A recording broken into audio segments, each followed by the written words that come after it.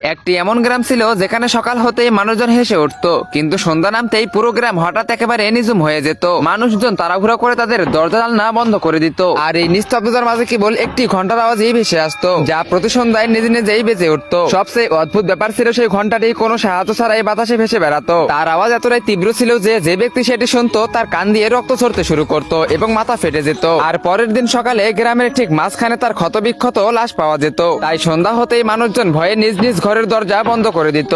আর ঠিক সেই গ্রামেই থাকতো ঠুংঠুং। ঠুংঠুং সারাদিন মাঠে কঠোর পরিশ্রম করত এবং সন্ধ্যা নামার আগেই বাড়ি ফিরে আসতো। কিন্তু ঠুংঠুং এর মাথায় সারাক্ষণ একটি প্রশ্ন ঘুরপাক খেত, যদি ঘন্টাটি বাতাসে ভেসে বেড়ায় তবে তার পেছনের অদৃশ্য শক্তিটি কি এবং তার রহস্যটাই বা কি। একদিন সন্ধ্যায় ঠুংঠুং নিজের ভাবনায় এতটাই মশগুল হয়ে পড়েছিল যে সে টেরই পায়নি কখন সন্ধ্যা 7টা বেজে গেছে। সচেতন হতে সে দ্রুত বাড়ির দিকে রওনা দিল, কিন্তু গ্রামে পা রাখতে সে দেখলো সেই ঘন্টাটি বাতাসে ভেসে সোজা তার দিকেই আসতেছে। এটি দেখে ঠুংঠুং ভীষণ ঘাবড়ে গেল। ঠিক তখনই ঘন্টাটি ভাসতে ভাসতে তার একেবারে কাছে এসে থেমে গেল এবং প্রচন্ড শব্দে বাজতে শুরু করলো। আর আওয়াজ এতটাই তীব্র ছিল যে পুরো গ্রাম কেঁপে উঠলো। কিন্তু ঠুংঠুং এর সেই আওয়াজে কিচ্ছু হলো না, কারণ সে জন্ম থেকেই বয়রা ছিল। কিন্তু সে মানুষের ঠোঁট নাড়ানো দেখেই কথা বুঝতে পারতো। আর তখনই হঠাৎ করে ঘন্টাটি বাজা বন্ধ হয়ে গেল এবং সেটার ভিতর থেকে একটি ছোট্ট বাচ্চার আত্মা বের হয়ে এলো। গাইস, আমি ইদানিং শুনতেছি যে ফ্রি ফায়ার থেকে নাকি পাবজি প্লেয়াররা অনেক বেশি বেড়ে গেছে। তো আজকে আমি এটাই দেখবো। তোমাদের কোনো কিছুই করতে হবে না। তোমরা যদি ফ্রি ফায়ার খেলে থাকো এবং ফ্রি ফায়ারকে ভালোবেসে থাকো তবে অবশ্যই ভিডিওতে লাইক করে চ্যানেলটিকে সাবস্ক্রাইব করে দাও। আর পাবজিকে ভালোবাসলে কমেন্ট বক্সে কালো লাভ দাও এবং ফ্রি ফায়ারকে ভালোবাসলে লাল লাভ দাও। আমি দেখতে চাই কার অডিয়েন্স সব থেকে বেশি।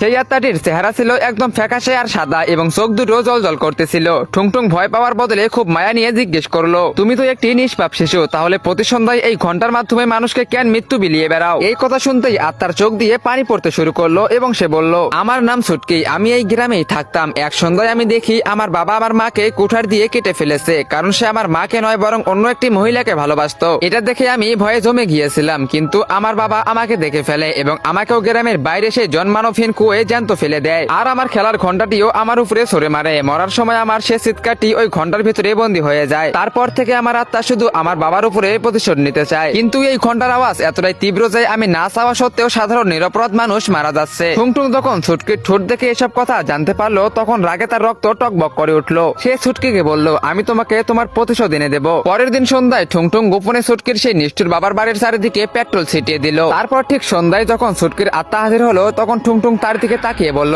ছুটকি, এবার সময় এসেছে পাপীদের তাদের পাপের শাস্তি দেওয়ার। এই কথা শোনা মাত্রই ছুটকি তার পুরো শক্তি দিয়ে ঘন্টাটি বাজাতে শুরু করলো। পরের মুহূর্তেই পেট্রোলে আগুন ধরে গেল এবং পুরো বাড়িটি দাউ দাউ করে জ্বলতে লাগলো। আর ভিতরের তীব্র ঘন্টার আওয়াজে এক পলকে পাপীদের মাথা একটা একটা করে ফেটে চৌচির হয়ে গেল। আর এটা থেকে ছুটকি অনেক খুশি হয়ে গেল এবং তার আত্মা শান্তি পেল।